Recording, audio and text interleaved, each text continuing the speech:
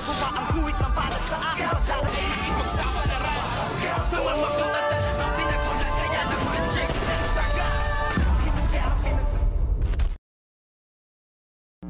Good morning mga kachikas and welcome sa aking munting channel. Dito nga ay talagang parang palos na bigla ngang nawala at naglaho. Ito ngang si David nang makita nga niya itong si Aling Marites na nasa loob na ng mansyon ng mga Montenegro, at dito nga ay sinasabi niya sa kanyang sarili na hindi siya maaaring maabutan at makita ng kanyang nanay dito nga sa mansyon dahil sa pag-aapuro niya ay naiwan niya ang kanyang cellphone, at dito nga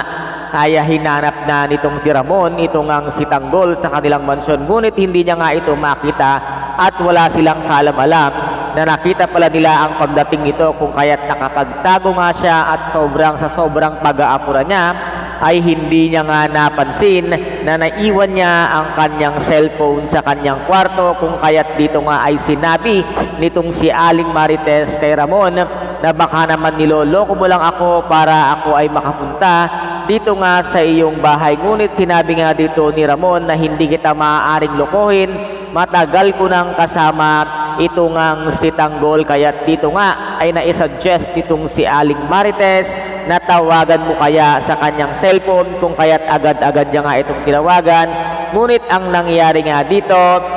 ay naiwan nga nitong si Tanggol ang kanyang cellphone, at ito nga ay ipinakita agad nitong si Ramon ang cellphone nga dito kay Aling Marites. Kaya't ngayon nasabi nitong si Aling Marites na hindi ito si Tanggol, kung hindi ito si David na kapatid nga nitong si Tanggol, at dito nga ay dinig na dinig lahat nitong si David ang katotohanang pag-amin, at sinabi nga dito ni Aling Marites kay Ramon kung kaya't dito nga nanlaki ang mga mata ni Ramon sa kanyang natuklasan na kaya pala ganun kabigat ang kanyang kalooban dito nga sa nagpakilalang kanyang anak ay hindi naman pala na ito tunay na anak, kung kaya't dito nga ay pasibat na sana itong si David nang bigla siyang may nasaging isang bagay sa likod nga ng bahay, kung kaya't dito ay agad-agad ngang pinuntahan nito ngang si Ramon kung saan siya nakarinig ng isang ingay, kaya't dito na kaya matatapos ang pagpapanggap